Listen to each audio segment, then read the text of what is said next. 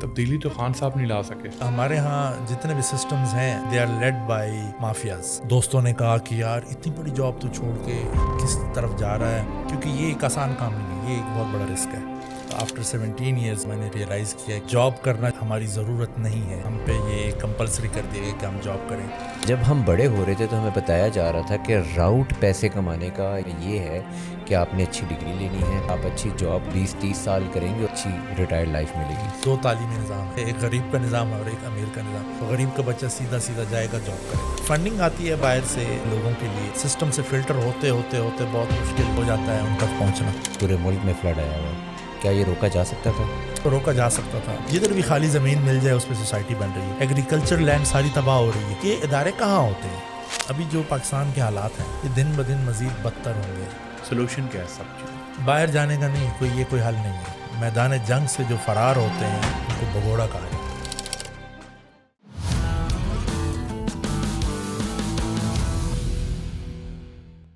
السلام علیکم جی, welcome to local ٹاکس. آج ہمارے ساتھ گیسٹ ہیں جی فہد بن ہیبت, جو کہ CEO ہیں ٹرسٹ ڈیولپمنٹ کے. انہوں نے ڈیولپمنٹ سیکٹر میں خود جاب بھی کی ہے اور اس کے بعد ٹرانزیشن کیا ہے اپنے بزنس پہ. سب سے پہلے تو یہیں سے شروع کرتے ہیں کہ یہ ٹرانزیشن آپ نے کس طرح کی, اور ہم لوگ تو خیر سوچتے ہی رہتے ہیں اس ٹرانزیشن کے بارے میں.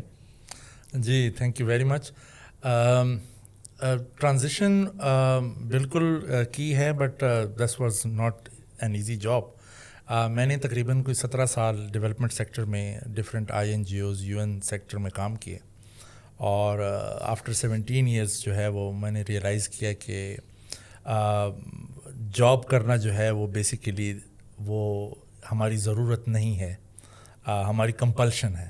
ہم پہ یہ کمپلسری کر دیا گیا کہ ہم جاب کریں, کیونکہ ہمارا ایجوکیشن سسٹم بھی اس چیز کو سپورٹ نہیں کرتا. ہم ڈگری لیتے ہیں جاب ڈھونڈنے کے لیے.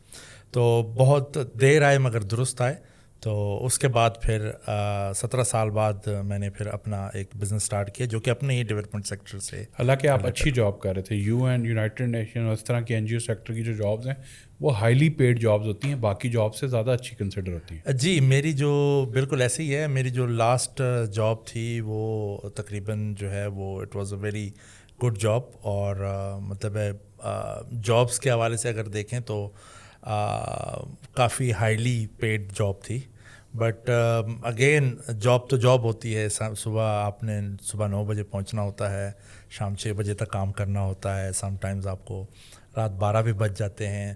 تو آپ کی جو بیسٹ آف یو ہے وہ آپ سے جاب لے لیتی ہے. تو وہاں پہ اس کے بعد پھر تھوڑا سا رسک لینا پڑا. اور آگے سب سے مشکل چیز جاب میں کیا لگی آپ کو, اتنا عرصہ جاب کی تو؟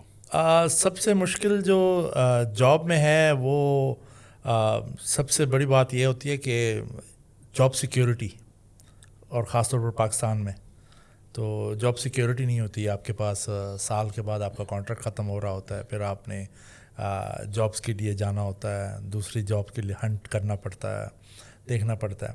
اور یہاں پر جو سب سے آپ اس کو کہیں کہ جو چیلنجنگ اگر میں اس کو یہ کہوں تو انوائرمنٹ جو ہے جاب کا پاکستان میں وہ خاصا چیلنجنگ ہے.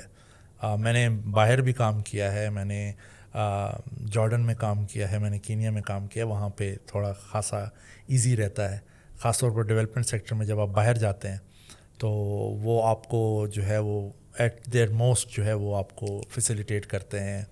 ہمارے ایئر ٹکٹس ہوتے تھے, بہت سارے ہمارے جو ہے وہ پریویلیجز ہوتے تھے جو کہ ہم اس کو انجوائے کرتے تھے. بٹ پاکستان میں رہتے ہوئے تھوڑا سا یہ چیزیں ڈفرینٹ. اور سب سے جو ایک چیلنجنگ چیز یہ ہوتی تھی کہ آپ کا باس, پاکستان میں جو باسی نیچر ہے وہ سمجھتے یہ ہیں کہ مطلب آپ امپلائی نہیں ہیں, آپ سرونٹ ہیں. So there is difference between employee and a servant. تو جب آپ یہ سوچ رہے تھے اور آپ کو یہ ماحول میں فرق بھی نظر آ رہا تھا, تو کیا آپ کو یہ خیال آیا کہ بجائے اس کے کہ آل ٹوگیدر جاب ہی چھوڑ دوں, میں باہر کے ملک میں دوبارہ جاب کرنے چلا جاؤں؟ نہیں, میں I am one of those people who believe کہ اگر آپ میں پوٹینشیل ہے تو اس ملک میں بہت پوٹینشیل ہے. Pakistan is the one of the best countries. میں ٹرکی بھی رہا ہوں, میں ایجپٹ بھی رہا ہوں, میں کینیا رہا ہوں, جارڈن رہا ہوں. تو سعودیہ بھی رہا ہوں, تو میں کافی ملکوں میں رہا ہوں, بٹ جو چیز پاکستان میں ہے وہ کہیں اور آپ کو نہیں ملتی. Why Pakistan is best? Pakistan اس حوالے سے بیسٹ ہے کہ آپ کے پاس پاکستان میں صرف ایک ہی چیز کی کمی نہیں ہونی چاہیے آپ کے پاس, اور وہ ہے پیسے. پاکستان میں آپ ٹیکس کم دیتے ہیں, پاکستان میں آپ کو چیزیں سستی ملتی ہیں. Still we are very cheapest country in the world. We are cheapest. میں ابھی ریسنٹلی ٹرکی سے آیا ہوں, تو وہاں پہ انفلیشن جو ہے وہ 200% ہوا ہے. تو ایک دن آپ کو ایک پرائس ملے گی, دوسرے دن آپ کو دوسری پرائس ملے گی. اینڈ اسٹل فیول کے حوالے سے یا جو ڈے ٹو ڈے جو آپ کی گروسری یا کموڈیٹیز کے حوالے سے Pakistan still is the best. تو یہاں پہ بزنس کرنا آسان بھی, کیونکہ آپ ایک سسٹم کا حصہ بھی رہے ہیں, ہمیں چیزیں بھی ہیں پتہ بھی تھی. اور اسپیشلی 2021 میں نے ڈیسائیڈ کیا تھا کہ میں بزنس کی طرف آؤں. اس وقت بہت سارے پریویس گورنمنٹ نے بہت سارے انیشیٹوز لیے ہوئے تھے, ایز ٹو ڈو بزنس اور اس ٹائپ کے ٹیکسیشن میں بھی, اور بڑا کانفیڈنس آیا تھا ہمیں کہ ہم وہ بزنس اسٹارٹ کریں, and then we initiate that business, اور ہم نے وہ اسٹارٹ کیا. آپ نے کہا کہ فائنینشلی ایک چیز ہمارے ہاں خاص طور پہ when I was growing up, اور میرا خیال ہے بہت سارے ہمارے ویورز بھی اس سے ریزونیٹ کریں گے, کہ جب ہم بڑے ہو رہے تھے تو ہمیں بتایا جا رہا تھا کہ راؤٹ پیسے کمانے کا یا اچھی زندگی گزارنے کا یا امیر ہونے کا یہ ہے کہ آپ نے اچھی ڈگری لینی ہے, پھر اس کے بعد آپ کو ایک اچھی جاب ملے گی, اور آپ اچھی جاب شاید 20-30 سال کریں گے, اور اس کے بعد آپ کو ایک اچھی ریٹائرڈ لائف ملے گی. Yes, this is true, very much true, اور unfortunate this is reality of Pakistani culture. آپ اگر اپنی ہسٹری دیکھیں بینگ اے مسلم, تو آپ کی جتنی بھی ہسٹری ہے, آپ کے پاس کوئی بھی امپلائی نظر نہیں آئے گا. مسلمز جو تھے, اگر اسلامک ہسٹری کو دیکھیں تو تمام کے تمام جو تھے وہ مرچنٹس تھے, تاجر تھے, انہوں نے بزنس کیے, اور اسی بزنس کے اوپر جو ہے وہ انہوں نے امپائرز کھڑی کیں. یہ جو مینٹیلٹی ہے یہ ہمارے پاس آئی ہے, بلکہ اس ریجن میں آئی ہے. ابھی کافی حد تک انڈیا میں اس میں بہت کام ہوا ہے, اور وہاں پہ انکریج کیا جاتا ہے. پاکستان میں بہت لیٹ آیا یہ انٹرپرینورشپ, اور اس کے لیے جو گورنمنٹ کی سپورٹ ہے یا جو ڈیولپمنٹ سیکٹر کی جو سپورٹ ہے, UNDP وغیرہ, یہ جتنے بھی ہیں یہ بہت لیٹ آئے ہیں. انڈیا میں بہت کافی عرصے سے اس پہ کام ہو رہا ہے. یہ مینٹیلٹی آئی تھی ہمارے ایسٹ انڈیا کمپنی کے بعد. انگریز جب آئے اور پھر انہوں نے ہمیں ظاہر سی بات ہے, یہ جو آپ کا سب کانٹیننٹ تھا, یہ تو بزنس کرتے تھے, ٹریڈرز تھے سارے, تو انہوں نے ان کو ٹریڈ سے نکال کے اور انہوں نے جابس پہ لگا دیا ہے. سو وہ سائیکل ہے آپ کے پاس جاب کا, آپ اس سائیکل میں پھنستے ہیں. آپ کی تنخواہ 1 ملین بھی ہوگی, آپ اس سائیکل سے باہر نہیں جا سکتے, کیونکہ جب آپ کی 1 ملین تنخواہ ہوگی تب آپ کا جو ایکسپینس ہیں وہ بھی تقریباً 9.8 ملین کے ہوں گے. بالکل صحیح کہا. یا وہ پھر وقت کے ساتھ بڑھتے جو ہے وہ 10.2 ملین کے ہو جائیں گے, پھر آپ ڈیٹ میں آئیں گے. So job is a date. اس میں 2 پوائنٹس ہیں. ایک تو انڈسٹریل ریولیوشن کا بھی ہاتھ ہے. انڈسٹریل ریولیوشن جب آ رہا تھا تو they knew that they need labours. تو ایجوکیشن, ایک تھیوری ہے کہ ایجوکیشن سسٹم بنایا ہی اس لیے گیا تھا کہ they would be labours for the industries to perform. دوسری بات ایک اور میرے دماغ میں جو اس سے آتی ہے وہ یہ ہے کہ ہمارے ہاں ہمیں یہ جس طرح سے ابھی آپ نے بات کی کہ ایسٹ انڈیا کمپنی کا ایک امپیکٹ ہے, بٹ گلوبلی بھی نا پوری دنیا میں there is a whole science behind it کہ جو ایجوکیشن سسٹم چل رہا ہے, اور آج خاص طور پہ باہر کے ملکوں میں اس پہ کام ہو رہا ہے کہ جو اسکولز ہیں, are they doing the right thing, are they enough or not. بات پھر یہ ساری کی ساری کنیکٹ ہوتی ہے ایجوکیشن سے, کہ کیا پھر ایجوکیشن سسٹم ہی ایسا نہ ہو, کیونکہ یہ ایجوکیشن سسٹم تو یہی دے گا. دیکھیں, ایجوکیشن سسٹم میں ابھی میرے خیال میں کچھ امپرومنٹ ہوئی ہیں. جو 80s اور 90s کا ایجوکیشن سسٹم تھا, یا اس سے میں بھی پہلے کے, وہ تو کبھی بھی اس کو سپورٹ نہیں کرتا تھا. مطلب اگر 80s میں دیکھیں یا آپ ارلی 90s میں دیکھیں, وہ اچھی ڈگری لیں, ایک قابل بچہ ہوتا ہے, اس کو CSS یا پبلک سروس کمیشن کی طرف لگا دیتے تھے کہ یہ کرے گا، اور اس کے بعد جو ہے یا آرمی کی طرف. اس دور میں تو یہی رجحان ہوتا تھا، اور سب سے زیادہ آفیسرز بھی آپ کو اسی ایرا میں ملیں گے. بٹ ناؤ ابھی ایجوکیشن سسٹم میں تھوڑی امپرومنٹ ہے. ابھی انٹرپرینورشپ بچوں کو پڑھا رہے ہیں، سکھا رہے ہیں. ایون دو کہ میں اگر لوکل اگزامپل دوں تو میرے اپنے بیٹے کے اسکول میں انہوں نے ایک انٹرپرینورشپ کا ایک وہ کروایا تھا، ایک ایونٹ کروایا تھا جس میں انہوں نے ان کو بتایا تھا کہ آپ کسی چیز میں بھی ٹریڈ کر سکتے ہیں. سو then when he ask me, تو میں نے اس کو کہا کہ آپ وٹ یو بیسٹ ایٹ. تو اس نے کہا میں بیچنے میں بہت اچھا ہوں، I can sell any thing. تو میں نے اس کو کہا کہ ویری گڈ. تو ہم ایسے کرتے ہیں کہ ہم چھوٹی براؤنیز اور پیسٹریاں بناتے ہیں، and then you can go for it. تو اس میں انہوں نے ان کو یہ بھی بتایا تھا کہ آپ نے 3 پورشنز رکھنے ہیں. آپ نے 1 پورشن اپنی انویسٹمنٹ کا نکالنا ہے، اس میں 1 پورشن آپ کا پروفٹ ہے، اور 1 پورشن ہوگا آپ کا CSR، کہ آپ کمیونٹی کے لیے کچھ کریں. تو میں نے اسی پہ اس کو بالکل چھوڑ دیا، ڈیسیجن میکنگ سب اس کی تھی. تو ہی وینٹ دیر. میں نے جو انویسٹ کیا تھا، میں نے اس کو 500 روپیز کی انویسٹمنٹ تھی میری، تو ہی got 700 in return. So 500 investment اس نے واپس کر دی، 200 اس نے جو پروفٹ ہے وہ لے لیا. اور جب میں نے اس کو پوچھا، میں نے کہا تم نے CSR میں کیا کیا، تو کہتے ہیں کہ وہ اسکول کے باہر جو ہمارے جو کارٹ والے کھڑے ہوتے ہیں ڈفرینٹ چیزیں بیچتے ہیں، تو میں نے ان کو جو براؤنیز بچی تھی ان میں بانٹ دی. سو یہ جو کلچر ہے، this is very good culture, جو کہ ہمارا ایجوکیشن سسٹم جو ہے. اب اس میں ایک ایشو ہے. ایشو یہ ہے کہ یہ جتنا بھی ہمارا یہ ایجوکیشن سسٹم ہے، یہ اب ہر اسکول کا اپنا ایک سسٹم ہے. ہر ایکڈیمک سسٹم اس کا الگ ہے، سلیبس اس کا الگ ہے. سو اب ہمارے پاس جو ہے وہ 1 پوائنٹ ایجنڈا ایجوکیشن میں ابھی بھی نہیں ہے. اب آپ جائیں جتنے بھی آپ کے پاس گورنمنٹ اسکولز ہیں، اس میں شاید یہ نہ ہوتا ہو. تو دس از اے کیوں نہیں ہوتا؟ بیسیکلی دیکھیں، ایجوکیشن سسٹم آپ کے پاس شروع سے جو ہے وہ ایک نہیں آ رہا. پچھلی گورنمنٹ نے کوشش کی تھی بڑی کہ اس کو کریں کسی حد تک، بٹ آپ کو پتہ ہے کہ ہمارے ہاں جتنے بھی سسٹمز ہیں they are led by mafias. مطلب ایجوکیشن سسٹم کا مافیا ہوگا آپ کے پاس، ہیلتھ سسٹم کا مافیا ہوگا. سو وہ چیزوں کو اسی طرح سے لے کے چلتے ہیں. سو وہ بڑا مشکل ہوتا ہے آپ کو اس میں. ابھی جیسے دیکھیں، یہ جو پبلشرز ہیں، یہ بذات خود یہ ایک بہت بڑا چیلنج ہے ایجوکیشن سسٹم کے لیے. ایک کتاب ہوتی ہے، وہ کتاب اسکولوں میں جاتی ہے، وہ پبلش کرتے ہیں، وہی کتاب چلانی پڑتی ہے، چاہے وہ 500 کی ہو، چاہے وہ 800 کی ہو، چاہے وہ 2000 کی ہو، آپ کو خریدنی ہے وہ کتاب.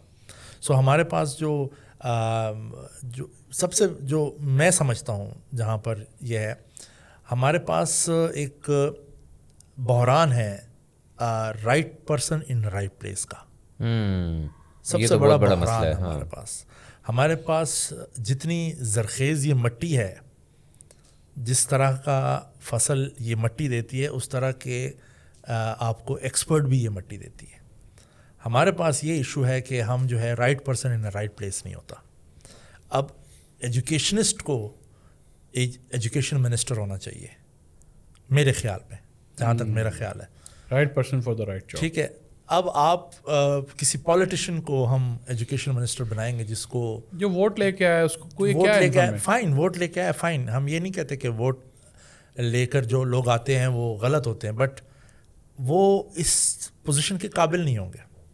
پھر جو آپ کو بیوروکریسی بتائے گی، آپ نے پھر وہی کرنا. بیوروکریسی بھی CSS سسٹم میں جو آئے ہیں وہ بھی اس چینل کے تھرو آئے ہیں کہ وہ ایجوکیشن تو نہیں کہ ایکسپرٹ نہیں ہے نا. اگر ایک بندہ IT میں ہے اور IT کا منسٹر ہے، تو کیا وہ بیوروکریٹ جو ہے جو لگا ہوا ہے وہ IT کے ایکسپرٹ ہے؟ نہیں ایکسپرٹ. تو یہ آئی تھنک یہ پورا سسٹم چینج ہونے کی ضرورت ہے. Very true. میں ایجوکیشن سسٹم کا میں خود بڑا کرٹیک رہا ہوں، اور میرے خود بڑے زیادہ اختلافات ہیں اس سسٹم کے ساتھ، کہ جس سسٹم میں آپ مطلب 2 تعلیمی نظام ہیں. اور سمپل سی بات یہ ہے، ایک غریب کا نظام ہے اور ایک امیر کا نظام. امیر کا بچہ انٹرپرینورشپ کا اس کو پتہ ہے کہ کس طرح سے ہوتی ہے، غریب کے بچوں کو انٹرپرینورشپ نہیں پتہ، تو غریب کا بچہ سیدھا سیدھا جائے گا، جاب کرے گا. آگے چلتے ہیں. وہ غریب کا بچہ جو کہ آج کی ڈیٹ میں اسکولز میں جا رہا ہے اور وہ غریبی والے نصاب سے لے دے کے پہنچتا ہے کہ میں کوئی جاب لینڈ کر لوں. اب وہ جاب پہ لینڈ کر گیا. اب ہم نے یہ اسٹیبلش کر لیا ہے کہ eventually he has to go towards entrepreneurship. اور ہمارے ویورز میں شاید ایسے بہت سارے لوگ ہوں گے جو کہ یہ جاننا چاہتے ہیں کہ وہ اس سرکل سے کیسے نکلیں گے. بینگ سم بڈی جس نے یہ کیا ہے، آپ کیا دیکھتے ہیں، کیا اسٹیپس ہیں، کیسے وہ فارمولیٹ کریں اپنے اس دماغ میں اس چیز کو کہ اب وہ کیسے اس دلدل سے نکلیں گے؟ اس کے لیے نا بڑا ہی ایک سمپل سا فارمولا جو میں نے خود اپنی زندگی میں اس کو وہ کیا، اپلائی کیا. When there is a will there is اے وے. آپ کو خود کنونس ہونا پڑے گا سب سے پہلے، کیونکہ یہ ایک آسان کام نہیں ہے، یہ ایک بہت بڑا رسک ہے. اور خاص طور پر ایسے لوگوں کے لیے جن کی فائنینشیل کمٹمنٹس ہیں، جن کے پاس لائبلٹیز ہیں، جنہوں نے وہ ہر مہینے ہر صورت پوری کرنی ہوتی ہے. جی. تو ان کے لیے تو یہ ہے کہ آپ نے بڑا ہی کنسسٹنٹ رہنا ہے. آپ نے سب سے پہلے تو اپنے مائنڈ میں یہ کلیئر کر لینا ہے کہ کیا آپ یہ کر سکتے ہیں آپ. اور دوسری جو چیز ہے کہ کیا آپ کے اندر وہ سکلز ہیں کہ آپ کو انڈر پریشر جو ہے، کیونکہ یہ پریشر ہے. میں نے جب سوئچ کیا تھا تو میرے پاس 9 مہینے تک کوئی پروجیکٹ نہیں تھا. میں 9 مہینے تک اپلائی کر رہا تھا پروجیکٹس کی، میٹنگز کر رہا تھا، نیٹ ورکنگ کر رہا تھا.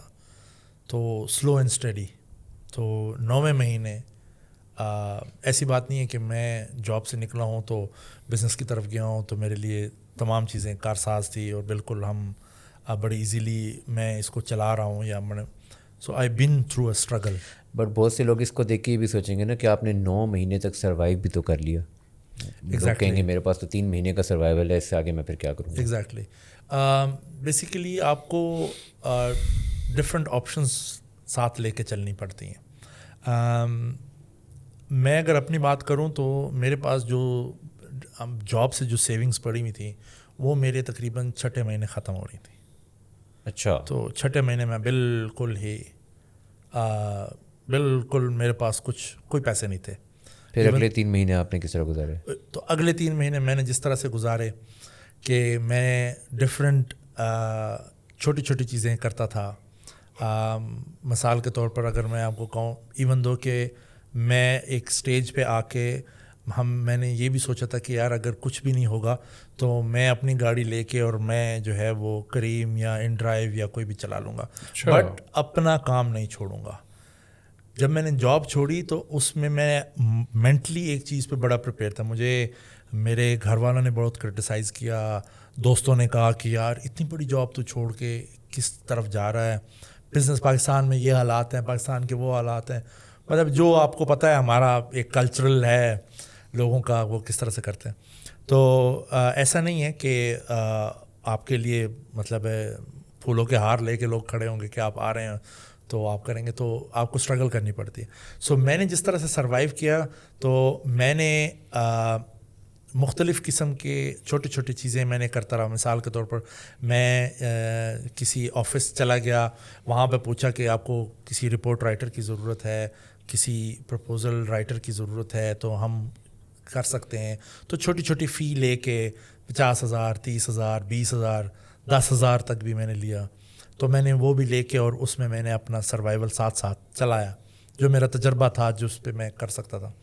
بٹ میں مینٹلی پریپیئر تھا کہ میں کسی بھی حد تک جاؤں گا. تو میں نے اپنا مائنڈ بھی پریپیئر، ایون دو کہ میں نے اپنا اکاؤنٹ بھی رجسٹر کیا ان ڈرائیو پہ کہ اگر تو مجھے کہیں پہ پھنسنا پڑے تو ایسا نہ ہو کہ 11th آور پہ پھر بہت ساری چیزیں آگے پیچھے ہو جاتی ہیں. سو میں نے کیا کیا کہ میں نے اپنے اکاؤنٹ بھی رجسٹر کیا and I was very much prepare. میں نے اپنے آپ کو پریپیئر کر لیا تھا کہ میں کسی بھی لیول تک چلا جاؤں گا. سروائیو کرنے کے لیے وہ بہت ضروری ہے، بٹ اپنا کام نہیں چھوڑوں گا. جو ویژن تھا میرا، آپ کو دیکھیں جب بزنس سٹارٹ کر رہے ہیں تو آپ کو سب سے جو بہترین سپورٹ آپ کو ملے گی نا، وہ آپ کا ویژن ہے. آپ کو بلیو ہونا چاہیے کہ آپ کچھ کر سکتے ہیں، یہ آپ کر سکتے ہیں. میرے کیس میں یہ تھا کہ مجھے یہ تھا کہ میں یہ کر سکتا ہوں، اور مجھے ویژن تھا. میں نے کہا کہ یار کب تک ہم لوگوں کی نوکریاں کریں گے. Are you happy today? Yes الحمد للہ، I am very much satisfied, very much happy, اور الحمد للہ گرو بھی کر رہے ہیں. بٹ جس اسٹیج سے ہم گزرے ہیں، میں گزرا ہوں، تو اس اسٹیج میں اس کے ساتھ ساتھ نا ہمیں ایک اور کنیکشن کی بڑی ضرورت ہے. ہمیں جو ہم کہتے ہیں کہ جی ہم ان سے بات کریں گے جاب کے لیے، ان سے بات کریں گے جاب کے لیے، تو ہم نے کبھی اپنے رب سے بات نہیں کی. اللہ سے ہم اصل کنیکشن تو ہے. ہم جس دن کنیکٹ ہوں گے نا، میں آپ کو اس کا ایک ایگزامپل بتاتا ہوں، ریئل لائف ایگزامپل ہے، جسٹ آپ کے ویورز کے لیے، تاکہ لوگ انکریج ہوں اور اس چیز پہ بھی آئیں، اس طرف بھی سوچیں. میرے پاس جب ہمیں فرسٹ پروجیکٹ ملا، اس کے بعد پھر ایک پاز آیا، کافی طویل پاز تھا. تو میرے پاس ٹوٹلی 12,000 روپے میرے اکاؤنٹ میں پڑے ہوئے تھے، اور میں اور میرے شروع کے جو میرے ساتھ دوست عظیم حیدر زیدی صاحب، میں ان کا بھی بڑا شکر گزار ہوں. بڑا سپورٹ تھا ان کا، آتے تھے وہ ہمارے ساتھ، بیٹھتے تھے، کام کرتے تھے، ایک ساتھ تھے. تو وہ اور میں ایسے ہم آ رہے تھے پارکنگ کی طرف، تو میں نے ان کو کہا کہ یار ابھی حالات نا بہت گڑبڑ ہو رہے ہیں، تو نظام خراب ہو رہا ہے. تو کہتے ہیں اللہ خیر کرے گا یار، کیا ٹینشن لینی ہے. تو میں نے کہا یار اگر کہیں سے کچھ ہو جائے نا تو مزہ آ جائے گا، تھوڑا سا نا ٹینشن ریلیز ہو جائے گی، ہمیں تھوڑا اور بھی ٹائم مل جائے گا تاکہ ہم مزید مطلب اس پہ کام کریں. تو آپ یقین کریں میں گاڑی تک یہی سوچ رہا تھا. میں نے کہا یار چلو، تسلی ہے نا انسان کو، یار اگر کچھ بھی نہ ہوا تو چلو یہ گاڑی کھڑی ہوئی ہے تو اچھے زمانوں میں لی، تو یہ گاڑی بیچ دیں گے یا اسی پہ کوئی مزدوری کر لیں گے، کیا مسئلہ ہے اس میں. تو شرم کی بات تو ہے نہیں، سروائیول ہے. تو میرے ایک دوست کا فون آیا اینڈ ہی سیڈ کہ یار ہمیں نا ایک کنسلٹنٹ کی ضرورت ہے اور ارجنٹ ہے، بہت ضروری ہمیں چاہیے. تو میں نے کہا اچھا چلیں، میں اویلیبل ہوں تو کر لیتے ہیں. میں دوسرے دن گیا اینڈ اگین الحمد للہ کافی بڑی کنسلٹنسی تھی وہ جو ہماری کمپنی کو ملی، اور اس سے ہمیں کافی سپورٹ ملی، کافی اس پہ. سو کہنے کا مقصد یہ ہے کہ آپ کا جو کنیکشن ہے وہ لوگوں پہ ڈپینڈنٹ نہ ہو، وہ اللہ تعالیٰ پہ ہو اور ڈائریکٹ ہوں آپ. میں نے آج تک کسی کو فون کر کے یہ نہیں کہا کہ مجھے یہ پروجیکٹ دے دیں. میں جاب میں تھا، آپ کو پتہ ہے ہمارا نیٹ ورک کس طرح کام کرتا ہے. آپ کو کہوں گا، آپ ان کو کہیں گے، پھر کسی اور کو کہنا پڑتا ہے، پھر آپ کو کرنا پڑتا ہے، پھر ڈنر پہ لے کے جانا پڑتا ہے، لنچ پہ، ادھر ادھر، تحفے تحائف. یہ سب وہ چیز ہیں کہ جو ہم اسباب پہ یقین رکھتے ہیں، مسبب پہ یقین نہیں رکھ رہے ہوتے. تو جو مسبب الاسباب ہے وہ اللہ تعالیٰ ہے. تو جب سے میرا اس بزنس والے اس پہ آیا، اور ظاہر سے بات ہے اسٹرگل بھی کی، تو پھر اپنے کنیکشن کو دوبارہ ریویو کیا، تو اس میں پھر آج تک کسی کو فون کر کے یہ نہیں کہا کہ یار اس پروجیکٹ میں ہماری ہیلپ کر دیں. ہم اپلائی کر لیتے ہیں اور اللہ پہ توکل کر لیتے ہیں، اور ہمیں ایسی مدد مل جاتی ہے اور ہم کر لیتے ہیں اس چیز کو. اس ویژن میں ڈسٹریکشنز ضرور آئی ہوں گی، وہ آپ نے کیسے ہینڈل کی؟ فار ایگزامپل ایک ڈسٹریکشن یہ بھی ہے نا کہ یار مطلب یہ والا ایک ٹینڈر تمہاری آنکھوں کے سامنے اس نے ون کیا اور وہ تمہارا دوست ہے جو دے رہا ہے، تو تم نے کیوں نہیں بات کی؟ لوگ اس طرح کی بات آپ کو ضرور کہتے ہوں گے. اور ایک ڈسٹریکشن یہ بھی ہو سکتی ہے کہ یار میرے پاس ایک جاب آئی ہے، تم اس کے لیے بڑے فٹ ہو، بزنس نہیں چل رہا، آ جاؤ جاب پہ واپس آ جاؤ. تو اس طرح کی ڈسٹریکشنز آئی ہیں اور آپ نے کس طرح ہینڈل کیا؟ نہیں بالکل، آپ نے بہت اچھا اس کو پوائنٹ آؤٹ کیا. ایسے آئی ہیں، بالکل آئی ہیں. مجھے جاب کے آفرز بھی آئی ہیں. دوست ہیں وہ دیکھ رہے تھے کہ یار اس کا کام نہیں چل رہا تو اس کو واپس لے آتے ہیں. بٹ میں ایک چیز پہ بڑا ہی فم تھا کہ میں نے کہا نہیں، جب ایک چیز ہم نے چھوڑ دی ہے اور اللہ پہ توکل کر لیا ہے تو اب اس توکل کو چھوڑنا نہیں ہے، یہ آئے گا ہمارے پاس، تھوڑا صبر کرنا. اور اس وقت توکل ہی ڈرائیونگ فورس تھا. صرف توکل میرے پاس ڈرائیونگ فورس تھا، میرے پاس کچھ بھی نہیں تھا. دیکھیں آپ کے ریزروز ختم ہو رہے ہیں، آپ کرائسس کی طرف جا رہے ہیں، آپ پہ فیملی پریشر ہے، آپ پہ فائنینشیل پریشر ہے، آپ کی کمٹمنٹس ہیں، آپ کا لائف سٹائل ہے، آپ بہت ساری چیزیں کو کمپرومائز کر رہے ہیں. ٹھیک ہے، میں آفس گاڑی پہ نہیں جاتا تھا، میں بائک پہ جاتا تھا، بائکیا کر کے جاتا تھا تاکہ میرا جو کاسٹ ہے وہ کم ہو جائے. ہم نے ڈفرینٹ جو ماڈلس تھے یہ کاسٹ کٹنگ کے، ہم نے وہ اپلائی کیے، ہائیبرڈ سسٹم میں چلے گئے. تو بہت سارا تھا، ہمارا صرف وہی ایک تھا کہ وہ توکل ہے، اس کو چھوڑنا نہیں ہے. لوگ دیکھتے ہیں اوپر یہ نظر آ رہا ہے بڑا بزنس مین ہے، یہ اسٹائل ہے، یہ سب کچھ ہے، بٹ یہ جو آپ اصل بات بتا رہے ہیں کہ اس کے پیچھے محنت کتنی ہے، یہ لوگوں کو نظر نہیں آتی. دیکھیں ہر کوئی دیکھتا ہے اینڈ پروڈکٹ کو. آپ اگر ہیرے کو بھی دیکھیں گے شروع میں جب را مٹیریل ہوتا ہے تو آپ کہیں گے کہ ایک پتھر کا ٹکڑا ہے، تو اس کو آپ کیا کریں گے؟ آپ نے پھینک دینا ہے، آپ کہیں گے یار اس کا میں نے کیا کرنا ہے. تو جو جس پروسیس سے گزر کے آتا ہے وہ آپ نے نہیں دیکھا. پھر وہی پتھر کا ٹکڑا جو ہے وہ آپ جب دیکھتے ہیں کسی ڈائمنڈری شاپ پہ تو آپ کہتے ہیں یار یہ کتنا خوبصورت ہے، اس کو اگر انگوٹھی میں لگایا جائے، اس کو اگر نیکلس میں لگایا جائے تو یہ کتنا پیارا لگے گا، کس طرح سے ہوگا. اور یہ وہ ہوتا ہے جو آپ نے پہنا، اور سیم چیز ہوئی ہے. تو یہ ایک پروسیس ہے جس سے آپ گزرتے ہیں اور جب آپ وہاں جاتے ہیں. بٹ میرے کیس میں میں اگر اس کو یہ کہوں کہ یہ میں نے کیا ہے تو یہ بالکل غلط ہے.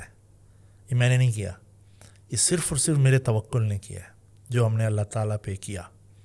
اور کنسسٹنسی دیکھیں قرآن مجید میں اللہ تعالیٰ نے ہم ہر جگہ پہ صابرین کے ساتھ یہ لگایا ان اللہ مع الصابرین. یہ آپ نے پڑھا ہوگا ان اللہ مع الصابرین اذا صبروا، اگر انہوں نے صبر کیا. میں جب بھی اینڈ پہ آ جاتا تھا، مطلب ظاہر سی بات ہے آپ پہ اتنا پریشر ہو تو آپ ایک ڈپریشن کی اس میں جا رہے ہوتے ہیں. تو جب بھی میرے پاس تھوڑا میں ڈاؤن ہو جاتا تھا تو تب اللہ تعالیٰ کی طرف سے مدد آ جاتی تھی، یا ایک ایسا موٹیویشن آ جاتا تھا جس سے ہم پھر اوپر اٹھ جاتے تھے. سو کنسسٹنسی آپ کی جو ہے وہ سکسیس کی ہے، صبر، اور آپ کا جو ہے وہ ول. اب اگر آپ کنسسٹنٹ نہیں ہیں، آپ کہتے ہیں کہ 2 مہینے میں نے ایک کام کر لیا پھر اس کو چھوڑ دیا، پھر 3 مہینے ایک کر لیا پھر اس کو چھوڑ دیا، آپ پھر کسی کام کو ہاتھ نہیں ڈال سکتے. آپ ایک کام کو ہاتھ ڈالیے، کنسسٹنٹ رہیے، آپ دیکھیے کہ اگر اس میں آپ کو نہیں آپ کامیابی مل رہی تو آپ دوسرا کام شروع کیجئے، مگر آپ کشتیاں جلا کے شروع کریں. میں نے کشتیاں جلا دی تھیں. اچھا ایک بات بتائیں، توکل بھی ہے، یقین بھی آ گیا، اللہ تعالیٰ کو پتہ ہے کہ اس بندے میں توکل ہے، یقین ہے، پھر بھی پرابلم کیوں آتی ہے؟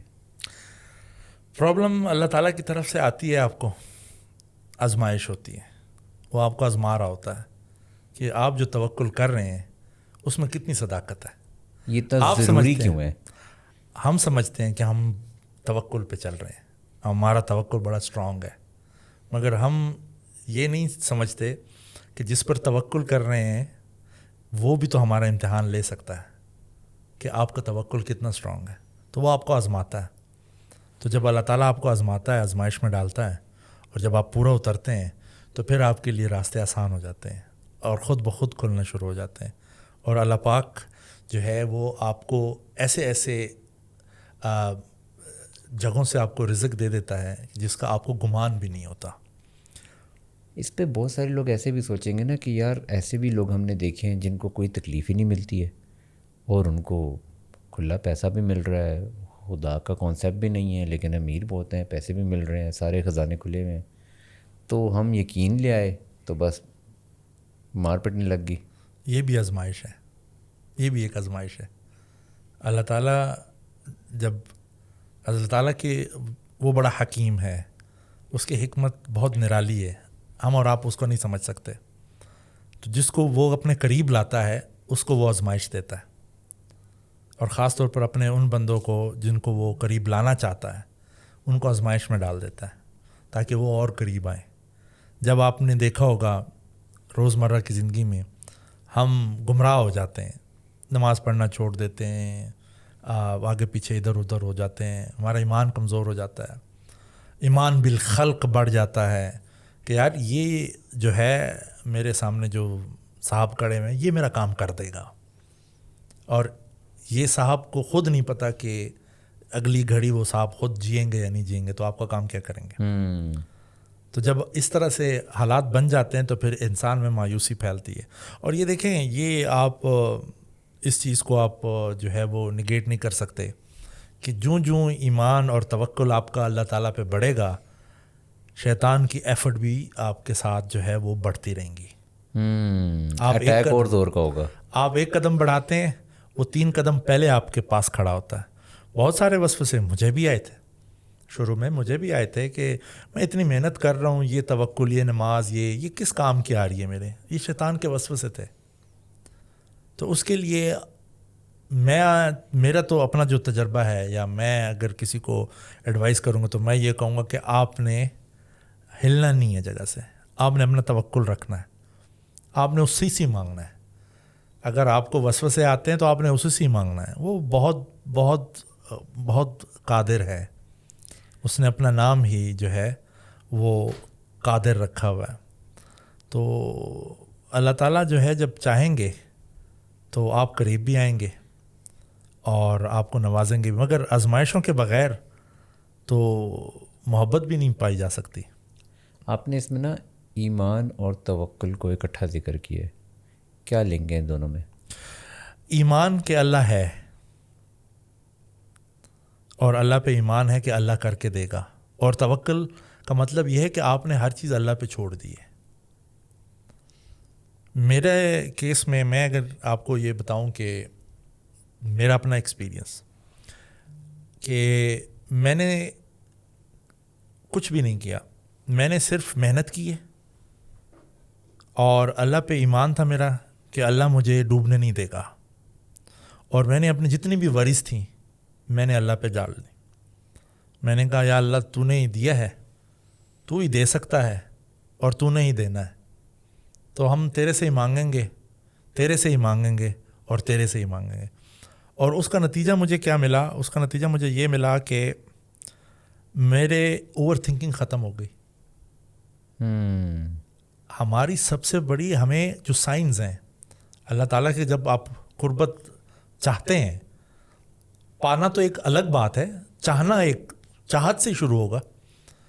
تو آپ کی اوور تھنکنگ، میں 17 سال میں نے جاب کی ہے، over thinking, secure safe job, لاکھوں روپے کی پے، انشورنس، گاڑیاں، پیٹرول، سب کچھ اوکے، کچھ مسئلہ نہیں ہے، اوور تھنکنگ۔ جاب چلی گئی تو کیا ہوگا؟ یہ آج کل کے ہمارے ہے، اس میں ایک انسیکیورٹی ہے کہ جاب چلے گی تو میں کیا کروں گا، میں کیا ہوں گا، جاب نہ ملی، بے روزگاری ہے، لوگ بے روزگار دیکھا ہوا، تو بہت سارا اوور تھنکنگ ہوتی ہے۔ بٹ اوور تھنکنگ آپ کو اس وقت ہو رہی ہے جب آپ کے پاس مہینے کے پیسے بھی آ رہے ہیں، آپ کے پاس جاب بھی ہے، آپ کے پاس وسائل بھی ہیں، اور پھر بھی اوور تھنکنگ ہے۔ اور جب آپ کا ایمان ہو جاتا ہے اللہ پہ، اور جب آپ توکل کرتے ہیں تو اس میں آپ کی اوور تھنکنگ بھی ختم ہو جاتی ہے، اور آپ آرام سے سو پاتے ہیں۔ یقین کریں کہ میں اپنے لاسٹ جو میری جاب تھی، that is very well paid, اگر پاکستانی حساب سے دیکھا جائے ویری ویری ویل پیڈ تھی، بٹ ٹینشن رہتی تھی مجھے، اس میں سکون نہیں تھا، کبھی کدھر جا رہے ہیں، کبھی کدھر جا رہے ہیں، پورے پاکستان سکون میں۔ کیوں نہیں تھا؟ آپ کیا سمجھتے؟ ٹف جاب تھی یا کہ نہیں، دوری تھی، توکل نہیں تھا؟ سکون اس لیے نہیں تھا کہ اوور تھنکنگ تھی، یہ کسی بھی وقت ختم ہو جائے گی جاب، تو یہ جو میرے اتنی بہت اچھی پے ہے، میرے جو لائف سٹائل ہے، یہ سارا میرا کہاں چلا جائے گا؟ تو لائف سٹائل ڈاؤن گریڈ ہوتا ہے جاب چھوڑ کے؟ دیکھیں، لائف سٹائل بنایا بھی تو ہم نے خود ہی ہے نا، یہ لائف سٹائل تو اپ گریڈ ڈاؤن گریڈ تو آپ کے ہاتھ میں ہے۔ آپ 5,000 کا موبائل رکھ لیں, اس 5,000 کے موبائل میں خوش ہوں. جب آپ بہت اچھی پے ہو جاتی ہے, جب آپ بہت ہائیلی پیڈ ہو جاتے ہیں, پیسے آنا شروع ہو جاتے ہیں, پھر آپ 5 لاکھ کا موبائل لے لیتے ہیں. تو آپ خود لے رہے ہیں نا, اس وقت بھی تو آپ 5,000 کے موبائل پہ رکھ سکتے ہیں. تو ڈپینڈ اپون یو کہ آپ کیا کرتے ہیں. ایک نا پوڈ کاسٹ میں کسی نے ہم سے ایک بات کہی تھی, انہوں نے اپنا ایک تھاٹ شیئر کیا تھا کہ میں اللہ تعالیٰ نے مجھ سے کوئی بہت بڑا کام لینا ہے, تو میں اس وجہ سے اور محنت کرتا ہوں کہ مجھے اور وسائل ملیں کہ میں اور بڑا کام کروں. بہت سارے لوگ ہمارے جاب سرکل میں بھی ہم ایسے لوگ دیکھتے ہیں کہ جن کی انٹینشن یہی ہے کہ میں اتنی زیادہ جاب پہ فوکس ہوں کیونکہ مجھ سے اللہ تعالیٰ نے بہت بڑا کام لینا ہے اور مجھے وہ کام کرنے کے لیے مجھے یہ جاب کرنی ہے, اور this is the maybe time of my life جس میں مجھے یہ چیزیں ڈلیور کروں گا اور یہیں سے میری جرنی چلے گی. کیونکہ ہم اپنے آپ کو, اپنے دماغ کو ایک سٹوری بیچتے ہیں نا, اور جب وہ سٹوری بک جاتی ہے تو پھر ہر چیز ہم اس کے ساتھ الائن کرتے ہیں. ایسے ہی ہے. سٹارٹ میں دیکھیں, آپ کا مقصد جو ہے وہ بڑا امپورٹنٹ ہے. آپ کا مقصد اگر شر پہ ہے, آپ کو واپس شر ملے گا, خیر ہے تو خیر ہی ملے گا. میرے کیس میں اگر میں آپ کو بتاؤں تو میں نے جہاں سے میرا ویژن تھا کہ میں جاب کریٹ کروں لوگوں کے لیے جاب کریٹ. ہمارے پاس جو ہمارے پروجیکٹس آتے ہیں تو اس میں ہمیں کافی اچھا نمبر چاہیے ہوتا ہے لوگوں کا. سم ٹائمز وہ 100 200 300 بھی کراس کر سکتا ہے, اور کرتا بھی ہے, کیونکہ سرویز ہوتے ہیں, جابز ہیں. تو کیونکہ میرا ایک سیکٹر سے ایفیلیشن ہے, تو یو سی بیسس پہ جابس, فیمیل کی جاب ہے, جیسے بہت ساری خواتین ہیں گھروں میں بیٹھی ہیں, پڑھی لکھی ہیں, تو ان کو تھوڑی بہت ٹریننگ دے کے اور ان کو سروے میں جو ہے انگیج کر دیتے ہیں, یا ادھر ادھر ڈیٹا کلیکشن میں انگیج کر دیتے ہیں. تو میرا ایک موٹیو یہ بھی تھا کہ میں جاب کریشن کروں, کیونکہ ہمارا کام ڈیولپمنٹ سیکٹر میں, تو ظاہر سی بات ہے کہ far flung you sees, remote areas, ایسے جہاں پہ جابز نہیں ہیں, انکریج نہیں کیا جاتا لوگوں کو. مطلب چھوٹی چھوٹی جاب اٹریکٹیو ہوتی ہیں خواتین کے لیے زیادہ تر, کہ وہ ایک تو جاب بھی کر رہی ہیں, ان کو گھر بھی نہیں چھوڑنا پڑتا, 9 to 5 بھی نہیں ہوتی. تو ہمارا ایک ڈیلی ویج کے حساب سے ہوتا ہے, 4 دن 5 دن 6 دن ان کو انگیج کیا, تھوڑے بہت ان کے انکم جو ہے وہ جنریٹ ہو گئی, تو ساتھ ساتھ ان کی جو ہے وہ انکم جنریشن بھی اس میں ایک سپورٹ ہے. تو میرا بیسیکلی یہ بھی تھا, اور میں نے ہمیشہ اللہ سے یہی مانگا ہے کہ تو مجھے اتنا رزق دے کہ میں تیرا دیا ہوا رزق لوگوں میں بانٹوں, کہ اتنا میرے پاس ہو کہ میں لوگوں میں بانٹ سکوں. تو یہ ایک موٹیویشن ہے جس میں آپ کریں. But intention is very important. کہ دیکھیں, آپ سے تو جھوٹ بول سکتے ہیں, آپ لوگوں سے جھوٹ بول سکتے ہیں, آپ اپنے رب سے تو جھوٹ نہیں بول سکتے. تو آپ نے کنونس ہونا ہے, پہلے جو چیز آپ کر رہے ہیں پہلے آپ نے اس میں کنونس ہونا ہے, ٹھیک ہے. اس کے بعد آپ نے دیکھنا ہے کہ آپ کیا کر سکتے ہیں اپنے لیے. تو ہر کوئی کرتا ہے, میں بھی کر رہا ہوں, آپ بھی کر رہے ہیں, سب لوگ کرتے ہیں اپنے لیے.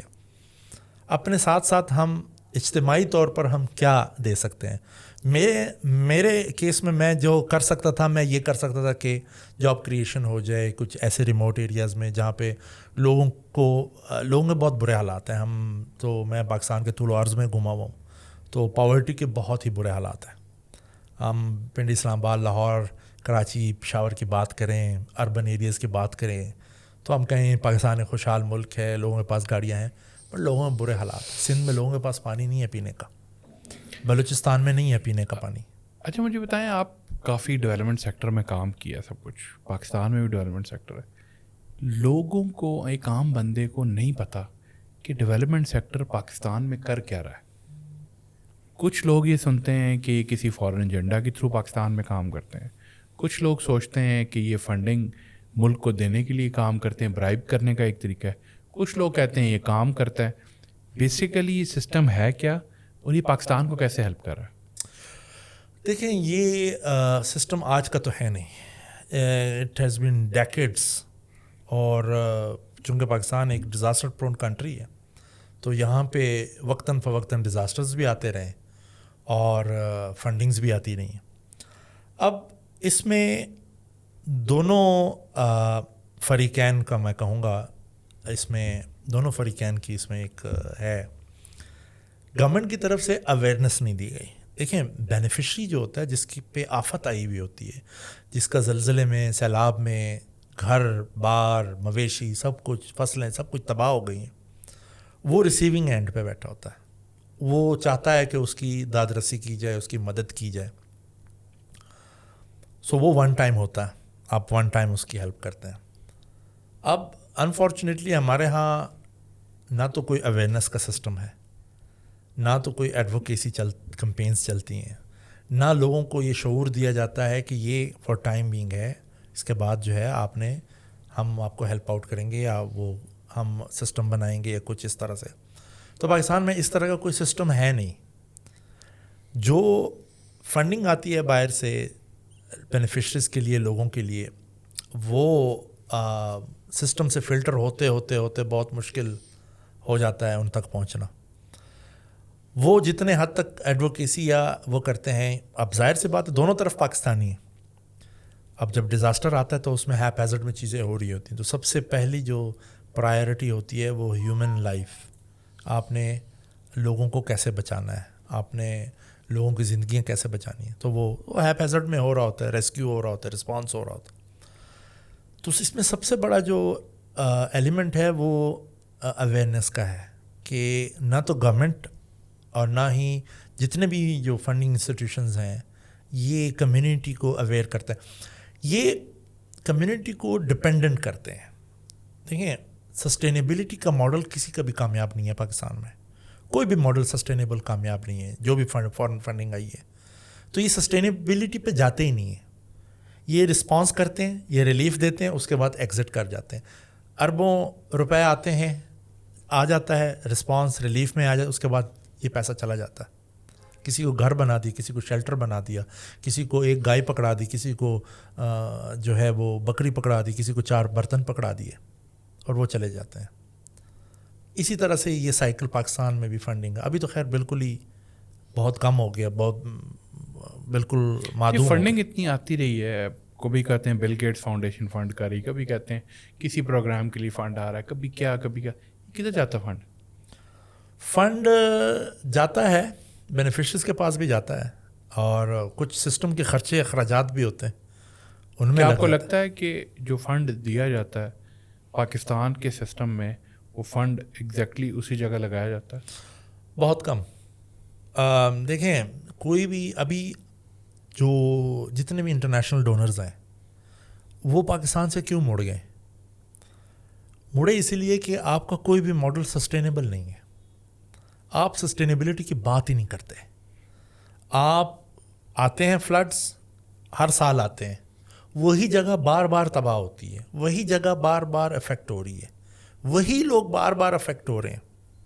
سو آپ ایک دفعہ فنڈ کریں گے، آپ 2 دفعہ فنڈ کریں گے، آپ بار بار تو فنڈ نہیں کر سکتے.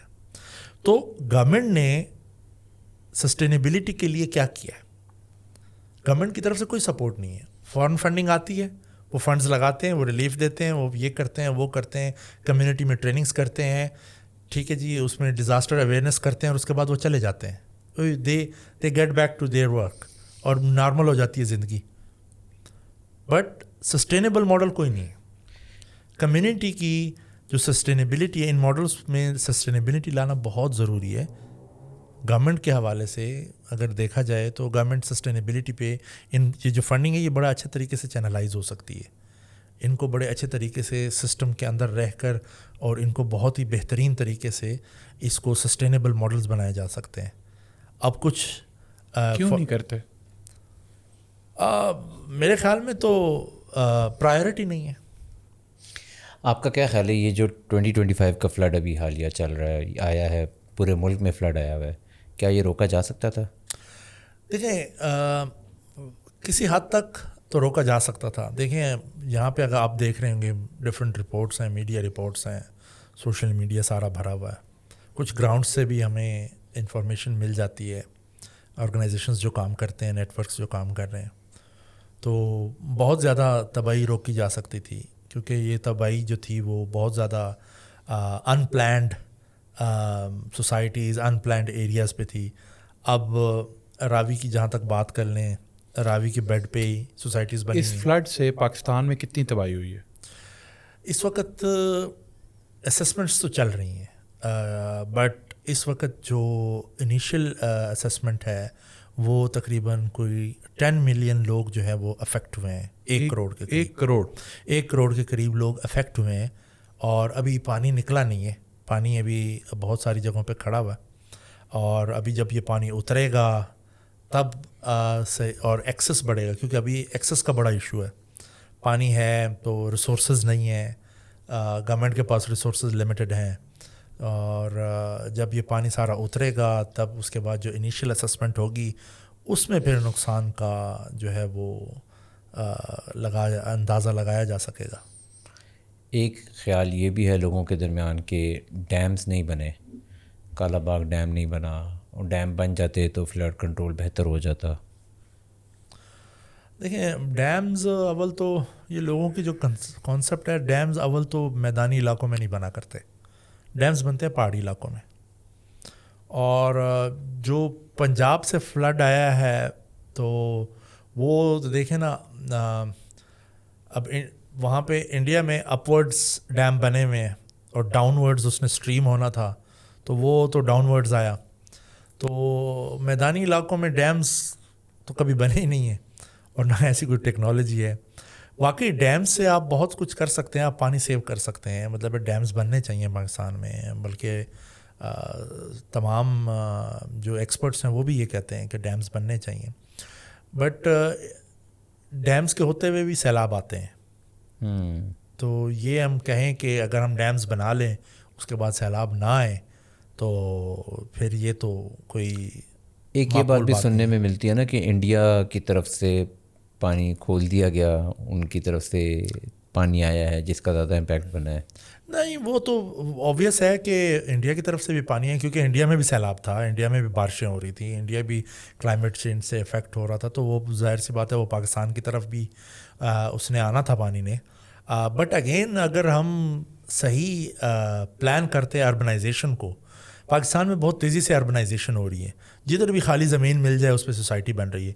एग्रीकल्चर लैंड सारी तबाह हो रही है. मैं एक ज़माने में फैसलाबाद से लाहौर जाता था जड़ावाला के रोड से, वहाँ पे पूरी की पूरी ज़मीन जो है वो आपको एग्रीकल्चर लैंड मिलती थी. अब ये कोई 3-4 साल पहले मुझे एक इत्तेफाक हुआ वहाँ से फैसलाबाद से बरास्ता जड़ावाला लाहौर जाने का. अव्वल तो रोड के कोई हालात नहीं है, इंतहाई खस्ता हालत है वो रोड. और उसके बाद मैं अपने लेफ़्ट राइट देख रहा हूँ तो सोसाइटियाँ ही सोसाइटियाँ एग्रीकल्चर लैंड पे. एग्रीकल्चर लैंड वो बेसिकली एक गोल्ड माइन है, उस पे सोसाइटीज़ बनी हुई हैं. तो जिस तरीके से ये प्लान है अभी, अब आप देखें सवां, आपका जो पिंडी में दरिया सवां है उस पे सोसाइटीज़ बनी हुई हैं. रावी पे सोसाइटीज़ बनी हुई हैं, उनके बेड पे सोसाइटीज़ बनी हुई हैं. तो इंक्रोचमेंट हो रही है. तो ये जब इंक्रोचमेंट हो रही होती है तो मेरा सवाल ये है कि ये इदारे कहाँ होते हैं? तब इदारों को पैसे खिलाए जा रहे होते हैं. अब देखें, पैसे खिला रहे हैं, किस तरह खिला रहे हैं, कौन खा रहा है, कैसे खा रहा है. अब देखिए, हर कोई तो नहीं खा रहा होगा ना. कोई एक बंदा होगा, 2 बंदे होंगे, 4 होंगे. सर एक इदारा 50 बंदा, एक इदारा बना हुआ एक काम के लिए, और इतना काम हो रहा है उसको और उसके बारे में नहीं बोला जा रहा, तो कुछ तो मसला है ना. देखिए अगेन बाद में वही इदारा उसके बारे में बोल रहा है. दाल में कुछ काला है. मैं ये नहीं कहूँगा कि दाल पूरी काली है, मगर दाल में कुछ तो काला है. हाँ, ऑफ कोर्स कुछ तो. बट ये कहाँ होते हैं जब इंक्रोचमेंट्स हो रही होती हैं? तो ये कहाँ हो रहे थे? मतलब नालों, बरसाती नालों के ऊपर आप घर बनाएंगे. आप केपी में देख लें, कालाम में एक जो होटल था वो गिरा, वो दरिया के रास्ते में बना हुआ था, तो उसने तो गिरना था. उससे जो डैमेज आएगा बाद में फिर सैलाब से इतना नुकसान हुआ, उतना नुकसान हुआ. सो किधर थे वो इंस्टीट्यूशन? अपना काम सही नहीं करते. पाकिस्तान में जो सबसे बड़ा मसला है, right person for the right place. ख़ास तौर पे स्वात का जो जितना भी ये सारा सैलाब, दूसरी दफ़ा मैं देख रहा हूँ कि स्वात में अब तो खैर हर साल की एक एक्सरसाइज बन गई है, वहाँ पे डैम का इम्पैक्ट ना आता.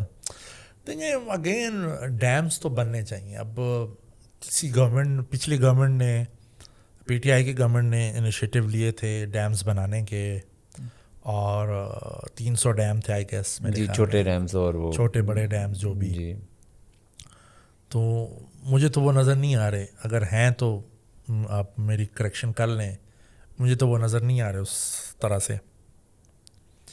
اس کے علاوہ بھی جو آج دیکھیں ابھی جو پاکستان کے حالات ہیں یہ دن بدن مزید بدتر ہوں گے, کیونکہ پاکستان کلائمیٹ چینج کا شکار ہوا ہے. یہ ایسا ملک ہے جو بدقسمتی سے, جس کا قصور بھی کوئی نہیں ہے. پاکستان میں جو کلائمیٹ چینج کی جو اثرات آ رہے ہیں اس کا پاکستان کا اس میں کوئی کنٹریبیوشن بھی نہیں ہے. اب جیسے یہ کلاؤڈ برسٹ ہو رہے ہیں, اسلام آباد E11 میں ہوا, تو یہاں پہ تو ڈیم تو نہیں بچا سکتا اس کو. فلیش فلڈز ہیں, بارشوں سے بارش زیادہ ہوگی, پانی زیادہ آئے گا, آپ کا ڈرینیج سسٹم جو ہے وہ اس کو سپورٹ نہیں کر رہا. پرانے پلاننگ پہ آپ کے ڈرینیج سسٹم ہے, تو جب زیادہ پانی آئے گا تو وہ رکے گا اور وہ سیلابی صورتحال اختیار کرے گا, زیادہ پانی آئے گا. ایگزیکٹلی. تو اس طرح سے جدھر بھی کلاؤڈ برسٹ ہوں گے یا جدھر بھی بارشیں زیادہ ہوں گی, آگے اور بھی زیادہ آگے ٹمپریچر بڑھے گا, گلیشیئر جو ہیں وہ میلٹ ہوں گے. جب گلیشیئر میلٹ ہوں گے تو ظاہر سی بات ہے وہ کہاں جائیں گے, تو وہ اور پانی آئے گا تو وہ سیلابی صورتحال نہیں. ڈیمز تو ہے نہیں جو اوپر روک لیں پانی اور تھوڑا تھوڑا کر کے پانی ہم چھوڑیں تاکہ نقصان تھوڑا تھوڑا ہو. تو وہ جس سپیڈ میں پانی آئے گا وہ نیچے اترتے اترتے جو اس کے راستے میں آئے گا وہ لے جائے گا. اور یہ جو کلائمیٹ چینج کا امپیکٹ ہے یہ ایک irreversible ہے اور دوسرا انکنٹرولیبل ہے. یہ کنٹرول نہیں ہو سکتا. دیکھیں آپ کے ملک میں اتنی تیزی سے ڈیفارسٹیشن ہو رہی ہے. فارسٹیشن جو ہے this is one of the factors کہ آپ کلائمیٹ چینج کو سپورٹ کر سکیں اس کی پریونشن میں یا اس کی میٹیگیشن میں.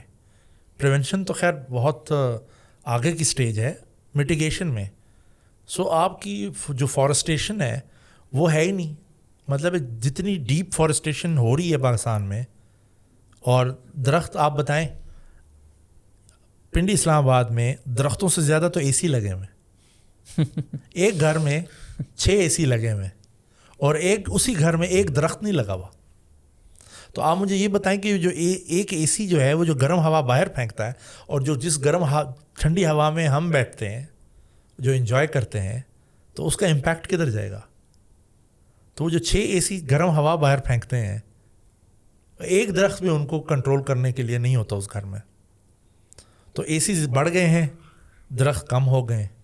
اور اسی طرح سے جو ہے جتنے بھی اگر دیکھیں پانی کو اگر کچھ چیز روک سکتی ہے وہ ڈیم یا درخت. جتنی ڈیپ فارسٹیشن ہوگی پانی کو روکنے میں مدد دیں گے, اور پھر کیا ہوگا کہ آپ کا جو ٹمپریچر ہے اس کو کنٹرول کیا جا سکتا ہے فارسٹیشن سے. یہاں پہ تو سوسائٹیاں بن رہی ہیں. ہمارے ملتان میں ایک رپورٹ دیکھ رہا تھا کہ وہ آموں کے باغ تھے, تو وہ DH ہے, وہ اس پہ تو سوسائٹی بن گئی. آم کے باغ کدھر گئے؟ وہ DH ہے سر. وہ سر آم لگے ہوئے ہیں نا 5 پاؤنڈ لے کے. اس سیزن میں آپ نے آم کھایا؟ آم کھائے گا. اس سیزن میں آم ہی نہیں تھے, بہت کم ہو گئے آم کی. وہ ورائٹی نہیں, آم کی ورائٹی کم ہو گئی. ایک سندڑی آیا سندھ سے اور ملتان سائڈ جنوبی پنجاب سائڈ سے. ابھی جو سیلاب آیا ہے تو ابھی تو آپ آگے 10 سال تک شاید جس قسم کا سیلاب آیا ہے, جس قسم کے اس نے ایگریکلچر لینڈز تباہ کی ہیں, تو ابھی میں پریڈکٹ کر رہا ہوں کہ اگلا جو رمضان ہے وہ ہمارے لیے بہت ٹف ہوگا. ہمارے لیے گندم کا بحران ہوگا, ہمارے لیے آٹے کا بحران ہوگا, سبزیوں کا بحران ہوگا. ٹماٹر نہیں ملے گا آپ کو, پیاز نہیں ملے گا. یہ بہت بڑے بڑے آپ کے پاس جو ہے وہ کرائسس ابھی آنے ہیں. اور آپ امپورٹ کریں گے, ظاہر سی بات ہے مہنگی امپورٹ ہوگی تو مہنگائی بھی شوٹ کرے گا. غریب بندہ کیا کرے گا؟ غریب امیر بندہ تو لے لے گا. غریب بندہ اللہ کو یاد کرے گا. اللہ نے اس کی لینی ہے کفالت, ہماری حکومتوں کے بس میں تو نہیں ہے. اچھا سر, پاکستان میں ایشوز بھی ہیں, یہ فلڈ کے ایشوز, یہ ایشوز کرپشن کے ایشوز, یہ بہت کچھ ہے. اتنا کام کیا ہے, سارا سب کچھ کیا ہے. باہر بھی فورن کمپنیز بھی ہیں, وہ بھی فورن بہت ترقی کر گیا. مسلمان اس طرح نہیں کر پا رہے تھے. سلوشن کیا ہے سب چیزوں کا؟ سلوشن تو دیکھیں ہے, اگر آپ کے پاس ول ہے تو اگر آپ اس پرابلم کا سلوشن ڈھونڈنا چاہ رہے ہیں یا اس کو سالو کرنا چاہ رہے ہیں تو سلوشنز تو ہیں.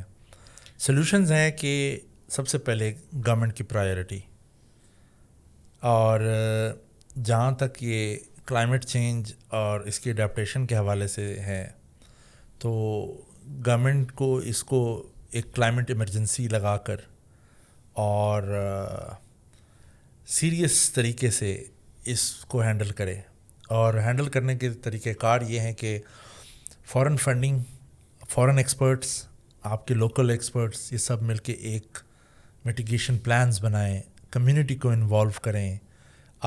جس طرح کہ ابھی لیسن لرنز, ہمارے سب سے بڑا ایشو یہ ہے کہ ہمارے جو لیسن لرنز ہوتے ہیں ان کو ہم ہمیشہ اگنور کر دیتے ہیں. اب خدا نخواستہ 2026 میں جیسے کہ چیئرمین NDMA نے بتایا کہ 26 کا جو سال ہے وہ 25 سے زیادہ سخت ہوگا, بارشیں زیادہ ہوں گی. جب بارشیں زیادہ ہوں گی تو پانی بھی زیادہ آئے گا, تو پانی انہی جگہوں میں دوبارہ واپس آئے گا جن جگہوں میں سے ابھی گزر کے گیا. تو یہاں اس کو میٹیگیٹ کرنے کے لیے گورنمنٹ کیا لے گی ایکشنز, کس پرائیورٹی سے لے گی, یہ بہت ضروری ہے. سو سلوشنز جو ہیں وہ ہمیشہ فارن فنڈنگ سے تو رائے نہیں. فارن فنڈنگ تو جسٹ ایک سائیکل کے لیے آتی ہیں, ایک ٹائم سپین کے لیے آتے ہیں, اس کے بعد وہ ایگزٹ کر جاتے ہیں.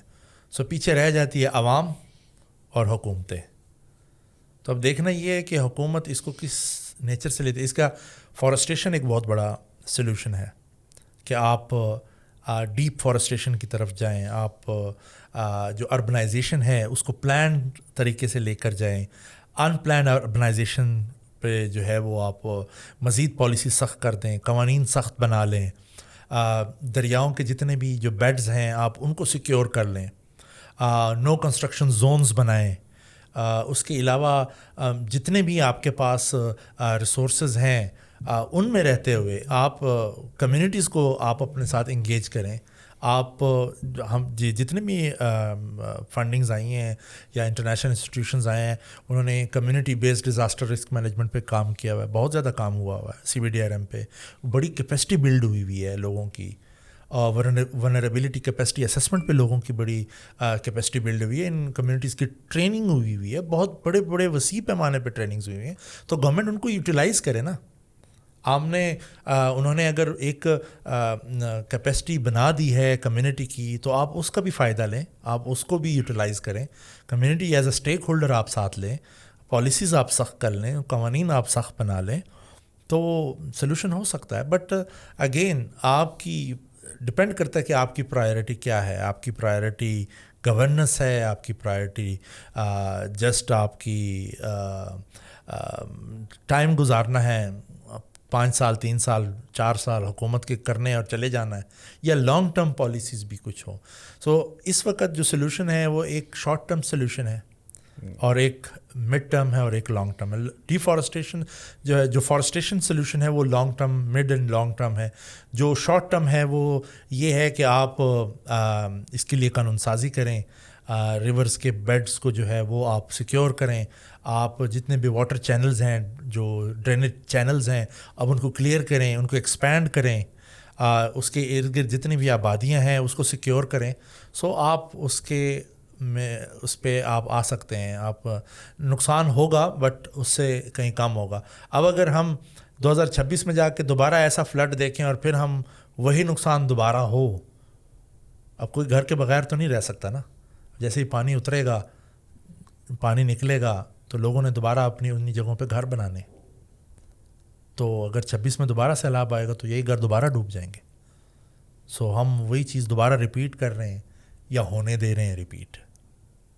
تو اس کا ادراک جو ہے وہ اسی سلوشنز میں کیا جا سکتا ہے. آپ انٹرنیشنل کمیونٹی کو بھی انگیج کر سکتے ہیں, کوئی سسٹینیبل ماڈل نکل سکتا ہے. یہ دیکھیں, یہ بڑی باتیں ہوں گی, گورنمنٹ کر سکتی ہے, یہ کر سکتے ہیں, یہ ادارے کر سکتے ہیں. میں اور آپ کیا کر سکتے ہیں؟ میں اور آپ, ہم سب سے پہلی بات تو یہ ہے کہ ہمیں پتہ ہے کہ اس راستے سے ٹرین گزرتی ہے,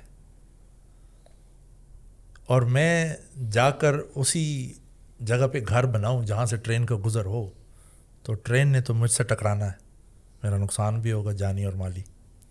تو جب مجھے پتہ ہے کہ انکروچمنٹ کروں گا کسی نالے کے اوپر، کسی دریا کی زمین پر، تو آج نہیں تو کل میں نے ڈوب جانا. تو سب سے پہلے چیز تو یہ ہے کہ مجھے یہ پتہ ہو کہ میں نے یہ کام نہیں کرنا. دوسری بات یہ ہے کہ میں اور آپ اویئرنیس کریٹ کر سکتے ہیں، مگر جب تک لوگ اپنے اندر تبدیلی نہیں لائیں گے تو لوگوں کے حالات نہیں بدلیں گے. تبدیلی تو خان صاحب نہیں لا سکے، کیونکہ لوگ اپنے آپ کو تبدیل نہیں کرنا چاہتے. ہم امیون ہو گئے ہیں اس سسٹم کے. ہم خوش ہیں، بلکہ ہم امیون نہیں ہیں، ہم خوش ہیں. ہمیں ہم کمفرٹ زون میں، ہم we are comfortable with this. بدلنا نہیں چاہتے، ہم نہیں بدلنا چاہتے، ہم چینج نہیں ہونا چاہتے، ہم نہیں چینج ہونا چاہیے. ہم انقلاب نہیں لانا چاہتے. انقلاب تو تب لائیں گے نا جب آپ خود چینج ہوں گے. میں اور آپ دو لوگ کیا کر سکتے ہیں؟ ہم جا کر لوگوں کو کہہ سکتے ہیں، ہم پوڈ کاسٹ کر سکتے ہیں، ہم سوشل میڈیا پہ لکھ سکتے ہیں، ہم بتا سکتے ہیں. بٹ ارباب اختیار جو کر سکتے ہیں، کہنے کو تو لوگوں نے ووٹ دیا ہے نا، اور وہ ووٹ کی طاقت سے منتخب حکومتیں بنی ہوئی ہیں. تو میں نے اور آپ نے تو نمائندہ بھیجا ہوا ہے اسمبلیز میں، حکومتوں میں. تو اگر وہ ہمیں الاؤ کریں گے کہ ہم دریاؤں کے بیڈوں پہ سوسائٹیز بنائیں گے، واٹر چینل پہ ہم انکروچمنٹ کریں گے، پلازاز بنائیں گے، تو پھر ہم تو بنائیں گے نا. کیا میسج دینا چاہیں گے یوتھ کو؟ میں تو یہی میسج دوں گا کہ خدا را اپنا سوچیں، اپنی نسلوں کا سوچیں، درخت لگائیں، لوگوں کو اویئر کریں، بتائیں. ہماری کمیونٹیز بہت اویئر ہیں، خاص طور پر یہ جو ڈیزاسٹر. سمجھا آپ کہیں گے کہ باہر بھاگ جائیں. باہر جانے کا نہیں، یہ کوئی حل نہیں ہے. میدان جنگ سے جو فرار ہوتے ہیں ان کو نہ غازی کہا جاتا ہے، نہ شہید کہا جاتا ہے، ان کو بگوڑا کہا جاتا ہے. تو ڈٹیں، اپنے ملک میں رہیں، اور اپنے ملک کا، یہ ہمارا ملک ہے. ہمارا ملک تو ابھی تک بگوڑے چلا رہے ہیں، کیونکہ جو ریمیٹنس اس ملک میں آ رہی ہے وہی اس ملک کو چلا رہی ہے. حالات بدلیں گے انشاءاللہ. آپ نے امید رکھنی ہے، اور اللہ سے امید رکھنی ہے، اور آپ نے کسی انسان سے امید نہیں لگانی، ہم نے اللہ سے امید رکھنی ہے. اور آپ جب تک خود نہیں بدلیں گے تب تک یہ حکمران جتنے بھی ہماری ایلیٹ سوسائٹی ہے یا رولنگ ایلیٹ ہے، یہ بھی تو ہمارے سوسائٹی کا حصہ ہے نا. یہ کوئی باہر سے تو نہیں ہے، کوئی چائنا کوئی رشیا سے تو نہیں آ کے ہمارے پہ ہم نے منتخب کیا ہوا ہے، ہمارے ہی لوگ ہیں. تو جب ہم بدلیں گے اور ہم اپنی سوسائٹیز کو بدلیں گے تو پھر ہم میں سے ہی لوگ، بدلے ہوئے لوگ جا کر رول کریں گے. I think thank you very much for your time. Thank you. بڑا اچھا لگا اور بڑے مزے کی گفتگو تھی، ڈفرینٹ اینگلس پہ ٹچ کیا، اور آئی ہوپ کہ آڈینس کو ابھی تک پسند آئے گا. اور اگر آپ کا اس حوالے سے، اگر آپ ابھی تک یہ پوڈ کاسٹ دیکھ رہے ہیں اور آپ کا کسی حوالے سے کوئی کویشچن ہے، کچھ ہے، تو ہمیں ضرور بتائیے گا. ہمیں ضرور لائک اور سبسکرائب کیا کریں، اور ہمیں، تاکہ ہم آگے سے آگے اچھا سے اچھا کانٹینٹ بنا سکیں. کوشش ہم کر سکتے ہیں، باقی انشاءاللہ جو کرنے والا ہے وہ اللہ. اور امپورٹنٹ چیز یہ ہے کہ توکل کرنا سیکھیں. تھینک یو جی. Thank you very much. بہت بہت شکریہ فہد بھائی. Thank you. Thank you.